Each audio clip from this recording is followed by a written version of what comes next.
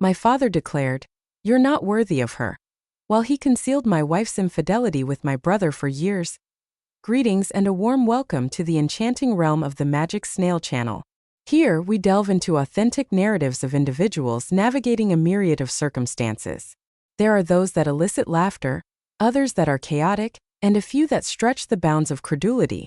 If you enjoy tales that resonate with authenticity and spark your curiosity, you will find yourself perfectly at ease in this space. If you enjoyed the video, feel free to give it a thumbs up and subscribe to the channel for more content. A myriad of tales awaits your discovery. My fiancé has betrayed me with my own brother, and inexplicably, I find myself cast aside by the entire family. While these two traitors reveled in royal treatment during the holidays, I found myself exiled from their presence, forbidden to show my face. My mother had the nerve to say, "Stop being such a drama queen. They are destined to be together." My brother, wearing a foolish smirk, declares, "Face it, she picked the better man." What about my father? He delivers this harsh remark, telling me to cease my pitiful sobbing. That woman was always far beyond my league. I merely smirked, locked my gaze onto them without a hint of blinking, and proclaimed, "I appreciate you unveiling your true self. I have now identified precisely who can be removed from my life, free from any sense of remorse." 6 months slipped by before I unleashed a tempest that irrevocably fractured the fabric of our family.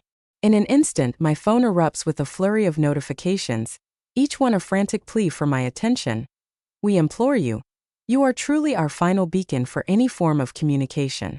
Allow me to transport you to the moment this nightmare began, for I find myself still grappling with the chaos it unleashed. I find myself oscillating between a seething anger, utter bewilderment, and a peculiar emotional numbness that renders me incapable of grasping the events that have unfolded. This entire calamity is so outrageous that if someone recounted this tale to me, I would dismiss it as utter nonsense without a second thought. Yet here I find myself, navigating this experience as if it were a bizarre reality show. I must find a way to release all this mental clutter before it overwhelms me entirely. Everything began to unravel with that persistent unease in my stomach. Have you ever sensed that something is amiss, yet lack the evidence to substantiate your feelings? The lingering discomfort persisted for weeks, akin to an unwelcome odor that refused to dissipate. Rosalie, my intended bride, transformed into a complete phone zombie, far beyond the typical mindless scrolling. I'm referring to a relentless flurry of messages, as if her thumbs were ablaze with activity. And each time I approached, bam, the screen switched quicker than a remorseful child concealing sweets. I inquired, "What is the deal with those stealthy phone maneuvers?" With a playful roll of her eyes, she quips, "Relax, babe, it's merely the group chat." Oh, of course, as if group chats now demand some sort of classified access. I dismissed it, playing the part of the fool. I believed that my laid-back nature would make me an ideal fiancé. It appears that I have become the quintessential fool. Atlas sauntered back into town, exuding the confidence of a local hero, and now it seems as though everyone is treating him like he's performed the miraculous feat of curing cancer. Honestly, he arrives, displays that silly smile, and everyone just melts away. The fellow could topple a skyscraper, and they'd still remark, "That's merely Atlas being his usual self." Myself? I have perpetually found myself in the role of the afterthought, the fellow who comes to mind when your initial choice falls through. I don't harbor any animosity towards him, yet let's not deceive ourselves into believing he's anything more than a spoiled farce. Life has bestowed upon him every advantage, while I find myself perpetually mopping up the chaos he leaves behind, forever relegated to the role of the understudy. Now Rosalie has unexpectedly taken on the role of an Airbnb host for him, guiding him through the process of settling in and exploring the city. Initially, I accepted it without hesitation. My family has an oddly close dynamic, and she always seemed to connect well with him. Yet, it began to occur with relentless frequency. One day, I reached out to her, and she insisted she was home alone, yet I distinctly caught the sound of Atlas laughing in the background. I thought perhaps she simply preferred not to have me accompany her. I dismissed it with a wave of my hand. It's hard to believe that my fiancé and my own brother would be engaging in such secretive behavior. I assure you, I am not a paranoid individual. I placed my trust in her. Yet, trivial matters began to accumulate. She would evade my invitations, claiming she needed to assist my mother or that she was unwell, only to later share photos of herself enjoying dinner out. Certainly not with me, naturally. In one of those moments, I caught a glimpse of Atlas's absurd red jacket lingering in the background, the very same he dons with the fervor of a high school overachiever to tea that moment. A sense of madness began to creep in, yet I remained unconvinced that they were engaged in any underhanded dealings. I perceived their behavior as peculiar, perhaps even a touch juvenile. Then arrived the devastating blow in our family group chat. Much like many others, my mom begins to build excitement around our Christmas plans. I have never failed to attend a single one, consistently hosting at my parents' residence. Yet what of this year? What I receive is merely a half-hearted message, devoid of any call, suggesting I might want to refrain from participating this time. It seems that my mere presence would render the atmosphere uncomfortable. I find myself gazing at my phone, utterly bewildered by the absurdity before me. As I peruse the conversation, I notice my dad and Atlas both stepping in as mediators, as if I am the source of the issue, discussing the importance of civility and avoiding any unnecessary turmoil. I reached out to Rosalie and her response came swiftly. "I'm sorry, it's for the best." "Beg your pardon?" I reach out to my mom directly because I've had enough of this cowardly texting. She responds without a moment's pause. "Let go of the small grievances. They share a bond now, and it's time for you to move on. My mind has just experienced a sudden overload." I inquired, "Are you truly asserting this?" And she replies, "Yes, Atlas and Rosalie are indeed together. The matter at hand is grave. One ought to feel joy for their success." I released a laugh tinged with bitterness and remarked, "Is this some kind of joke?" And then, with all the arrogance of a jester, Atlas leaps in and declares that she made the right choice. Embraced the defeat with dignity. I truly felt the urge to drive over there, poised to shatter something in my frustration. I found myself revisiting the group chat once more. Indeed, they had cast me away from the island, leaving me without an invitation, without kin, devoid of anything. Then my father sends me a private message. "You were never worthy of her affection, so it's time to cease this incessant lamenting." That one didn't merely sting, it carved out a void within me. Thus, I returned to my dwelling. Fortunately, the majority of my belongings remained packed, as I had been preparing to relocate with Rosalie following the holiday season. Instead, I packed everything into my car and sought refuge at a friend's house. Not quite a close friend, merely an individual with an available room who refrains from probing too deeply. I lingered in my car, parked outside their house for a full 10 minutes, my gaze fixed on my phone as I found myself rereading the same heart-wrenching messages. No calls were made to anyone, no replies were given to anyone. I just sent a message in the family group chat. "Thank you for the clear insight," he last. "I have uncovered your true identity." Severs connections with ease. And thus it came to an end. I had reached my limit. The conversation has been erased. Atlas has been obstructed. I have severed communication with my parents. And yes, I also blocked Rosalie. No theatrical collapse, no howling into the abyss. Merely empty. Then unleash your fury. Then came the full-blown fury. I found it hard to accept that I had allowed them to trample over me for such an extended period. Yet the reality is, this didn't happen without warning. It has forever been Atlas who seizes the golden ticket, while I find myself burdened with the remnants. I played the supporting role to his vibrant charisma. Not any longer. I have reached my limit with being the family filler. I reached out to a few friends to inform them that I had taken my leave. They confronted me with the classic, "Are you certain?" Perhaps it is merely a significant misinterpretation. Indeed, for betrayal, this precise incision must surely be unintentional. Individuals often choose to feign that their families are incapable of being this disappointing. Yet what about my own? They have consistently exuded toxicity. They were once more subtle in their approach. Now they stand bold and unapologetic. I have not returned to my parents' home. I didn't even take the time to engage. They continued to message me as if nothing had transpired. Then a cousin informs me that Atlas and Rosalie made their entrance into Christmas, as if they were the reigning royalty of prom. All around, they behaved as if it were entirely ordinary. My mom shared a photo of them on Facebook, accompanied by a caption that expressed her pride in these two. Truly, it seems I was merely a temporary presence, the substitute individual, the readily available target. Atlas shines as the favored one. Rosalie seeks a figure who commands attention and why parents desire for their perfect son to possess everything. I existed merely as a whisper in the backdrop. Yet now, at last, the clarity has dawned upon me. What truly captivates my thoughts? How effortlessly they cast me aside. There is no dispute. Keep it simple. A mere collective shrug, and then off we go into the ether. As if I had never held significance. However, I am not one to simply acquiesce and accept defeat. That does not define me. I'm furious. I desire for them to experience every bit of the emotions they evoked in me. While the precise next step eludes me for the moment, rest assured my mind is brimming with possibilities. I understand their priorities. It extends beyond mere feelings.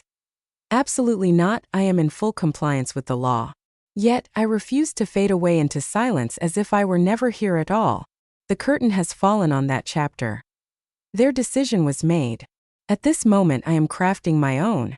The initial days following the fallout seemed to plunge me into a distorted reflection of my own existence, as if reality itself has momentarily faltered. I found myself lingering in anticipation, waiting for a message that would declare, "Surprise, just kidding, gotcha." However, there is nothing to report. Indeed, it's not entirely devoid of substance.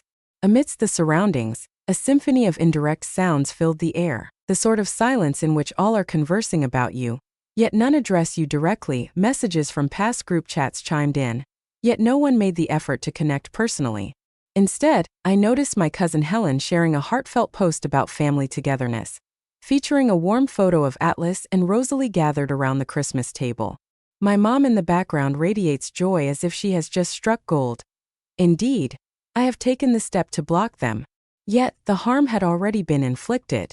The image seared into my mind with a fierce intensity. Finding refuge in a friend's spare room, surrounded by the chaos of unpacked boxes. It was as disappointing as one might expect. I left everything in its place, untouched and unexamined.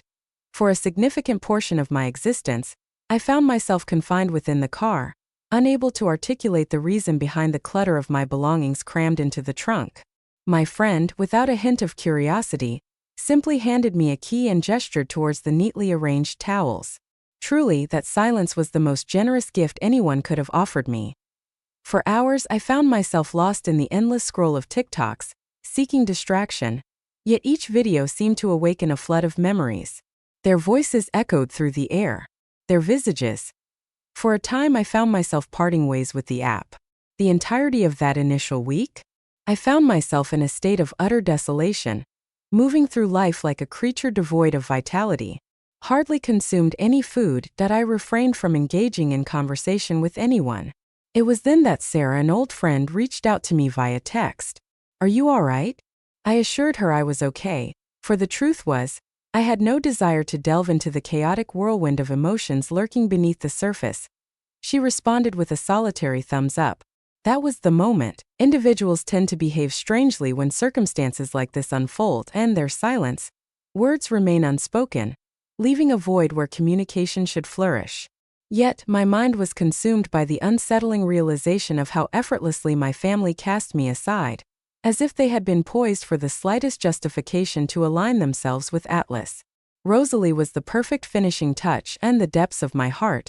I had always sensed that my parents regarded Atlas as the one destined for greatness, the luminous beacon of promise. He was the one they paraded before others. Even in our childhood, whenever I achieved something, they would respond with, "That's nice, but did you hear about Atlas's latest feat?" Regardless of my efforts, I found myself perpetually in the background as the initial shock subsided. A fierce anger surged forth, the kind that ignites a fire deep within your core. I came to understand that I had devoted years to allowing them to regard me as merely the understudy. I performed countless favors, settled bills, repaired their Wi-Fi, and took care of errands. Engaging in all the mundane tasks that went unacknowledged, I simply anticipated it. Atlas was never required to exert even the slightest effort for anything. My mom once remarked, "You're just more reliable." As if that were meant to be a compliment, what she truly implied was that we burden you with everything since your brother is a constant source of chaos, and we are certain you will remain silent and manage it all. Yet, my reliability extended beyond mere expectations. I played the role of the family handyman, the tech support, the emergency backup, and at times the doormat. Each chore, each errand, every tedious adult responsibility, heaped upon me as if no one else could muster the effort. For instance, my parents possessed this weathered little rental just a few blocks down. Years ago, they implored me to co-sign some documents because, unsurprisingly, Atlas was unable to qualify on his own. I acquiesced, striving to embody the faithful fool they had shaped me into. I find myself ensnared by that lease. Meanwhile, Atlas enjoys a life of luxury with no rent to pay, bills effortlessly covered by our parents, and not a single concern in view. What about me? I never laid eyes on a single cent. In those days I chose to overlook it. Yet at this moment, I find myself on the brink of unraveling. And let us not overlook Rosalie, my dear treacherous ex-fiancée. She owes me some cash as well, not a fortune but certainly enough to leave a mark. We divided various expenses, relocation, furnishings, and aspirations ahead. She mentioned she would send me her portion via Venmo, but it was always tomorrow. Indeed, tomorrow has eluded us for an entire year.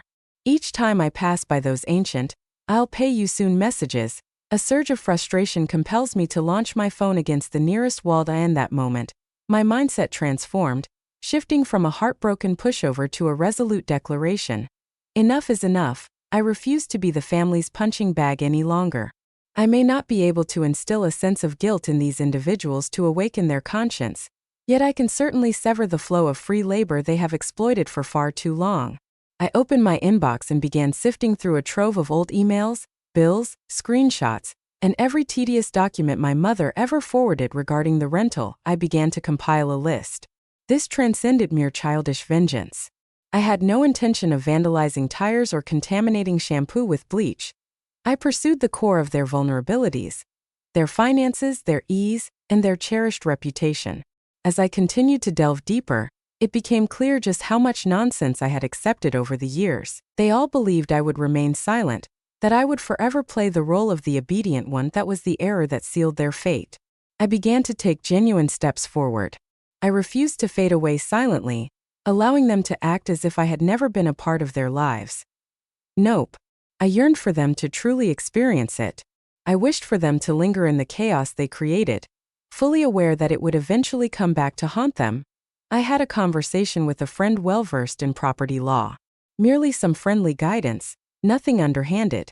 It appears that, as I remain on the rental paperwork, I possess the legal authority to compel a sale. If I withdraw, they will either purchase my share or it will be listed for sale. Can you guess who lacks the means for that? Mr. Rent-Free Atlas alongside my parents. Perpetually drained from rescuing their cherished prodigy, I composed a draft email. I wanted to inform you that I am withdrawing from the property. You have a month to take care of this. Embrace the challenge. I have yet to send it, but rest assured it is on its way. TikTok. What of Rosalie? She isn't gliding away either. I meticulously gathered every message in which she vowed to repay me, compiled them into a PDF complete with screenshots, and dispatched it along with a note. This is the amount you are required to pay. I desire it to be completed by the end of the month. She perused it, uttered not a word. I just clicked the tiny heart on the message, embodying a passive-aggressive gesture. Then the mutual friends began to emerge from the shadows. Not all at once, just those insincere messages that say, "Hey man, sorry about everything, but perhaps it's time to let go." They appear to be truly joyful. Do they appear to be content? Impressive. It seems that cheating and betrayal are acceptable now, provided the traitors wear a smile. I inquired of a fellow, "Do you genuinely believe that what they did is acceptable?" He remarks, "I don't know, man. Atlas mentioned that you seem to have checked out anyway." Oh, is that so? Is that the story being told now? The brother who has always fallen short insists that I lacked commitment, and now he portrays himself as the aggrieved party? That is invariably their strategy. Behave as if I fell short, allowing them to justify their betrayal. I refused to accept it. I began dispatching to those insincere companions the evidence, genuine screenshots of our exchanges, the transactions, the chronology laid bare, not out of a desire for drama, but to clarify the truth and put an end to the falsehoods. The majority of them vanished without a trace. A handful indeed replied. One might exclaim, astonished, that they had no inkling it was quite so dire. Another one remarked, "Tough break, dude." Indeed, truly touching moments. Thank you for the incredible support. Suddenly, my cousin Helen, affectionately known as my mom's devoted parrot, reached out to me, her message radiating with brightness and cheer. It would be wise to release this and seek out someone more deserving, I responded. I've had enough of being the family mascot. I shall refrain from participating. She replies, all right, but let's not make this uncomfortable for anyone. I remarked, is it strange for them? I'm the one who was cast aside, don't you recall? She responded with an elaborate discourse on the intricacies of family dynamics. I chose not to respond at all. Left her on read. Let the frustration linger. Indeed, that won't do.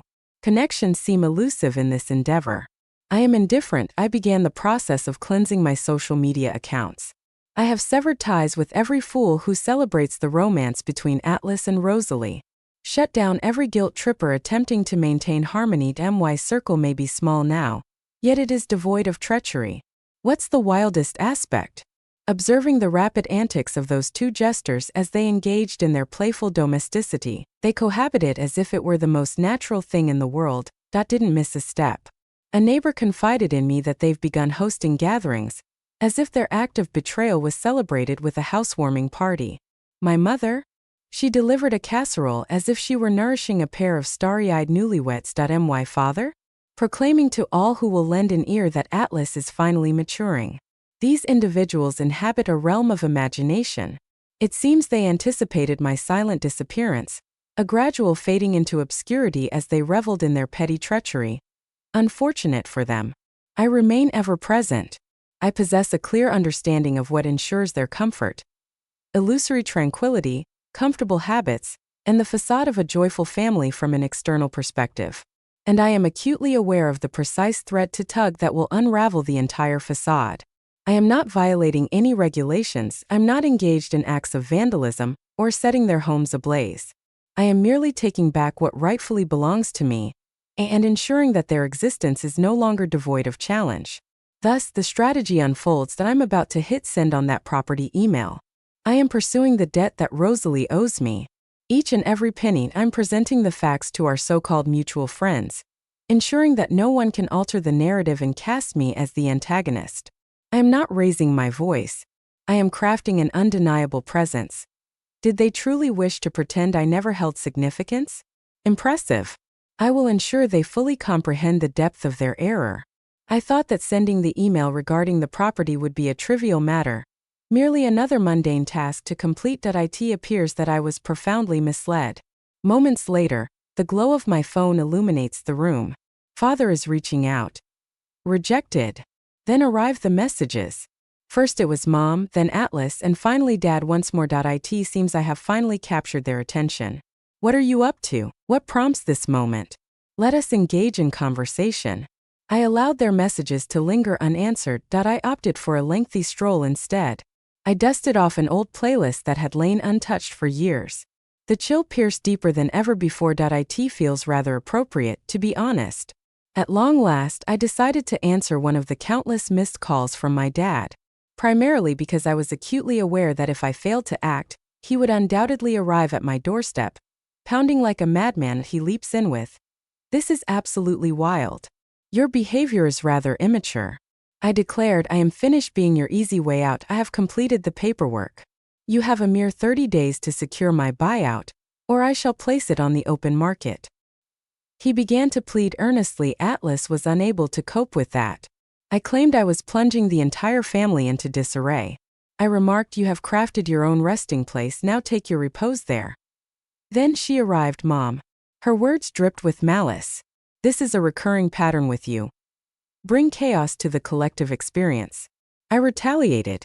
"I am not the individual responsible for the destruction of it all. I refuse to tidy up after you any longer." She labeled me as selfish. I placed my phone aside and crafted a sandwich as if the world around me had remained unchanged. As the night deepened, Atlas made an attempt to reach out through a call. I lifted it up. I was curious to discover the sort of nonsense he would try to sell me. He begins with, "Dude, seriously? You are going to let this one mistake define everything. We are united as one." I said to him, "You can't take advantage of me and still enjoy the benefits. Select a path." He became quite agitated. I claimed I was causing chaos everywhere. Accused me of harboring bitterness. I remarked you could always mature, secure a genuine job, and perhaps contribute to rent like an ordinary individual. Then he played the jealousy card. Your frustration stems from the fact that she selected me instead of you. I chuckled derisively and ended the call. Once more he reached out with a call that I allowed it to ring on. The following morning I reached out to Rosalie. The PDF has been sent. Captured moments. Each penny she is indebted. I expressed my desire for this matter to be resolved by the end of the month, or I will pursue legal action. She perused it. She lingered for a moment, then struck me with a simple yet profound, "Wow. Are you truly resorting to such pettiness?" I provided the payment summary in response. Silence speaks volumes. She remained silent in response to that. Enter the familiar wave of guilt from my parents in the group chat. We remain your family. You possess greater potential than what is currently being displayed. What compels you to treat us this way? No response received. Suddenly, out of the blue, cousin Helen reaches out to me. Forever the winged companion for my mother. She begins with, "Everyone claims you're ripping this family asunder." I suggested that perhaps they ought to have refrained from choosing sides like timid souls. She says, "It's not simply black and white." I replied, "Indeed it is." Then I ended the call. The conversation I remained a part of with a few acquaintances began to intensify. A screenshot from Atlas's story was shared by someone. Ambiguous nonsense regarding serpents and insincere allegiance. I have shared the evidence. There is no caption provided. Only the truth. I reached out to several of them personally. If you find yourself still engaging in playful banter with Atlas and Rosalie, that's perfectly fine. However, I kindly ask that you keep their drama at a distance from me. A few departed from the gathering. A gentleman reached out to me in a private message. It has finally become clear to me. I apologize. It doesn't resolve the issue, but indeed. Thus commenced the ritual of evening calls, as predictable as the ticking of a clock. At times it's the father. At other moments the mother. Times, they join forces in a shared burden of remorse. Father explored every possible approach. Rationale, fury, and the looming specter of legal action. He threatened to take legal action against me if I proceeded with the sale of the property. I urged him, "Proceed as you wish. I am firmly within my rights. You ought to have considered the consequences before betraying my trust." He completely unraveled. I ended the call. Mother attempted to evoke feelings. Weeping, lamenting, an all-consuming display of emotion. Claimed I was the one unraveling it all. I said to her, "You ignited that spark the moment you chose Atlas over me." She tossed the phone down with all the flair of a melodramatic adolescent. One evening, Atlas makes an unexpected appearance at my friend's apartment.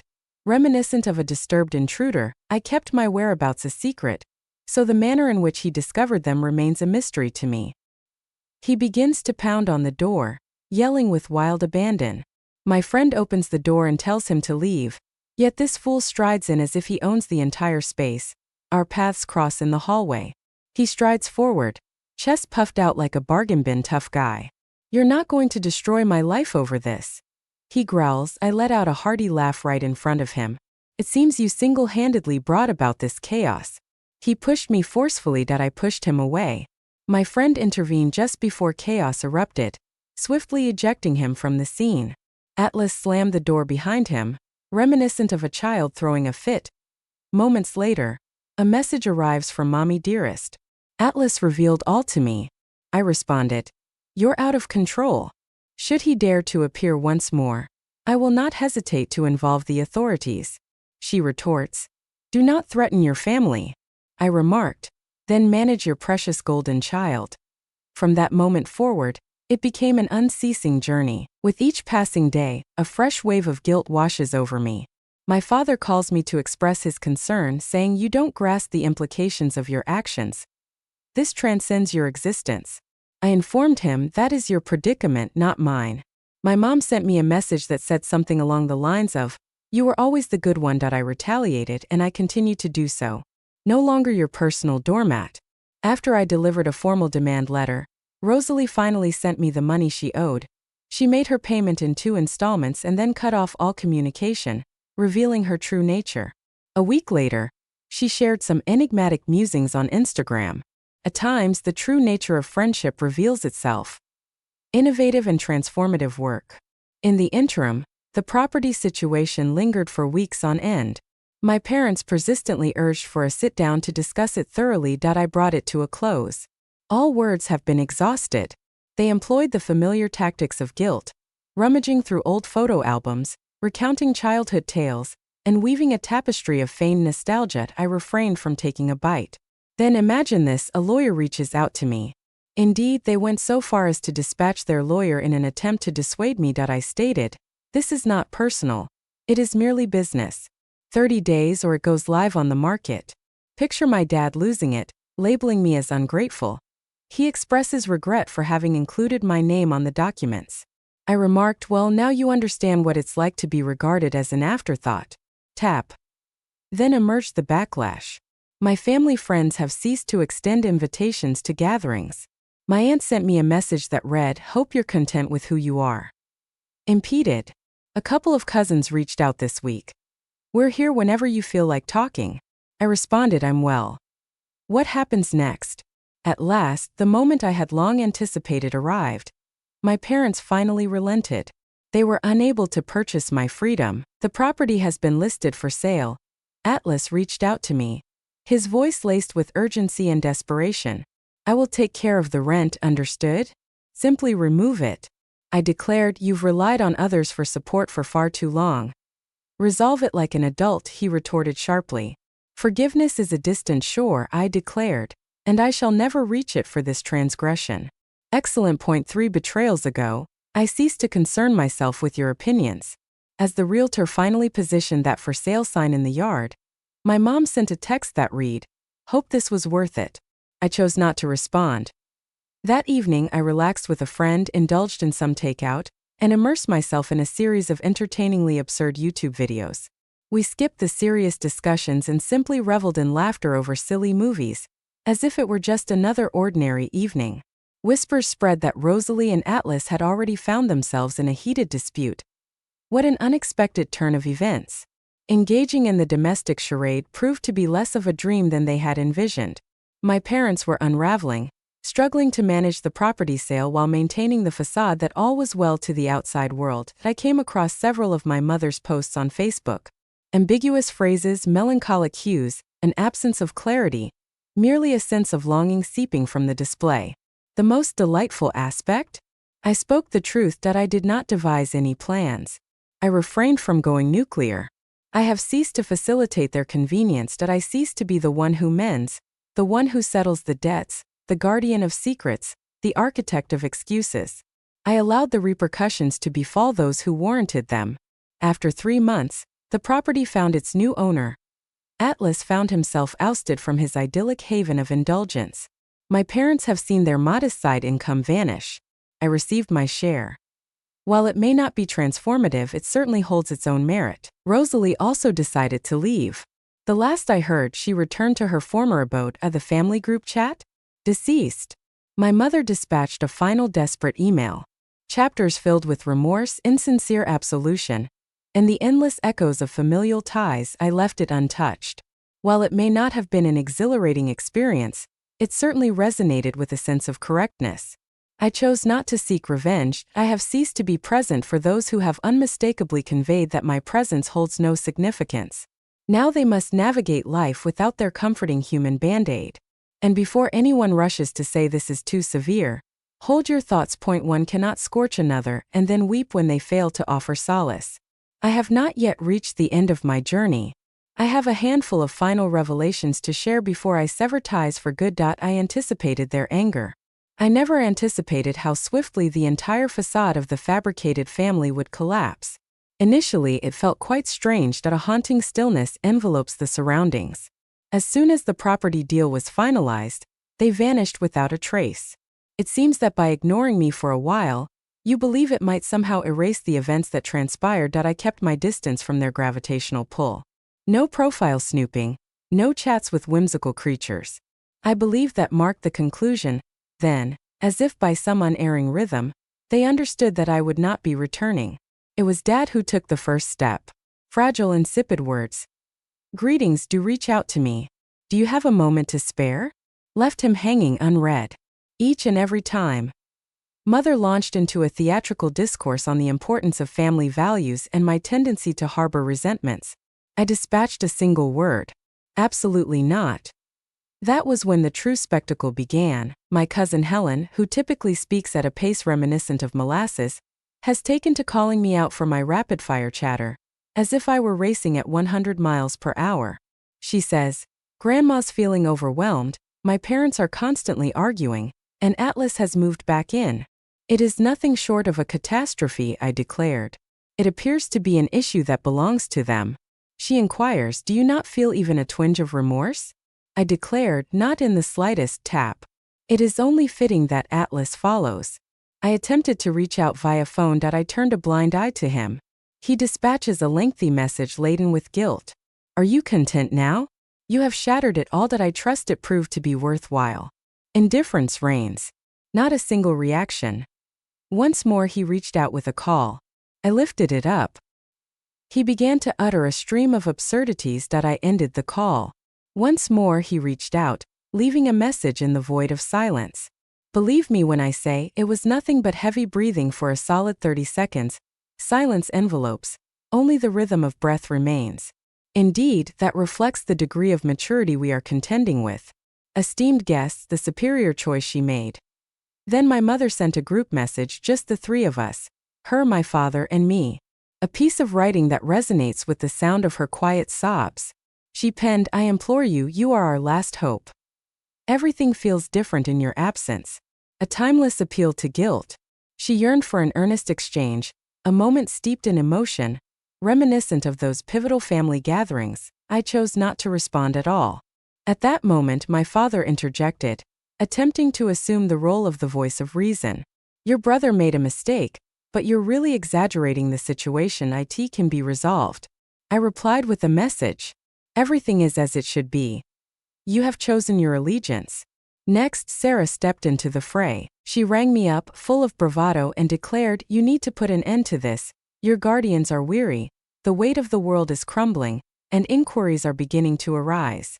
I suggested that perhaps they ought to have considered the consequences before striking the match. She became rather irritable. "You are imposing consequences on all for a matter that was not even relevant." I retorted, "It has always revolved around me. You only began to pay attention when it began to affect your finances." She ended the call as expected. Eventually, a mutual acquaintance reached out to me. "It appears that Rosalie has ended her relationship with Atlas and severed all digital ties with him." Disappeared. It is said that she claimed Atlas was nothing but a charlatan, while my mother was a true terror. To be perfectly candid, I find myself utterly unfazed. Atlas glided through existence on the wings of his golden boy status, yet stripped of the privileges bestowed upon him. He reveals himself to be utterly insufferable. Word has it that he attempted to seek refuge on a friend's couch, only to be turned away. It seems that the days of freeloading are numbered. My parents have taken to incessantly calling me. Every single day I find myself engaged in conversation, sometimes even multiple times a day, as if there's an unrelenting plea for me to share my thoughts. Deplorable. My father even had the nerve to appear at my friend's house. I found myself on the porch, calling out my name with the fervor of a madman. My friend sent me a message from the confines of his room. "Your father is waiting outside. Is it necessary for me to contact the authorities?" I chose to overlook it. In due course, the elderly gentleman took his leave. Then arrived the deluge of emails. Volumes upon volumes. The essence of family is paramount. Our only desire is for your utmost well-being. We eagerly await your return home. Words, words, words. I consistently choose to archive each time. At this juncture, they seem to have abandoned any effort to connect with me. They engage in a delicate dance of persuasion, each attempting to affirm their role as devoted parents. I am well acquainted with the routine. Return me to the familiar confines, and it's time to resume the well-worn narrative. Atlas reigns supreme, while I dutifully tend to the mess he leaves behind. No, not this time. 2 weeks ago, the funds from the property were deposited into my account. The first action I took was to settle some significant bills. Secondly, I acquired my own residence. Serene, pristine, my own. I withheld the address from them. Refrained from making any plans. My circle has become minuscule. Only a handful of truly remarkable individuals. Without family. Isn't it astonishing? The stillness. Never before has my life felt so serene. Every now and then, the circus makes an attempt to draw me back into its enchanting fold. One day, my father attempted to unleash upon me a devastating wave of guilt. If anything were to befall your mother, the responsibility would rest upon your shoulders. I replied with a single word. Refrain from doing so. He remained silent. Then my mother took another attempt. Our desire is simply to engage in conversation. I told her, you've said enough. There's so much more to share, like the moment I encountered Atlas at the grocery store. And he averted his gaze, revealing a hint of cowardice. My mother attempted to trap me at the gas station, but I simply drove away. My father unleashed a text filled with fervor, passionately expressing his thoughts on the importance of real men uniting. Yet, to be truthful, it has all become a cacophony of indistinct sounds. Throughout my entire existence, I have been regarded as the surplus fragment. It seemed I was but a fleeting thought, a mere whisper in their minds, only summoned when they sought something from me. Atlas evaded all consequences, buoyed by the unwavering belief instilled in him by his parents, who consistently affirmed his every whim and desire. He was the chosen one, the one they placed their hopes upon. I concluded the game, for they would have never done so themselves.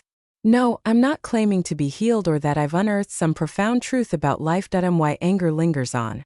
Yet I feel no remorse. If you find yourself pondering this and thinking, yet they remain your family, allow me to express it clearly. Just because someone is family doesn't grant them the privilege to mistreat you. At times, the sole path to victory lies in choosing to step back. I am indifferent to what lies ahead. They may persist with their calls, texts, and emails, pleading for a response, but I shall remain silent.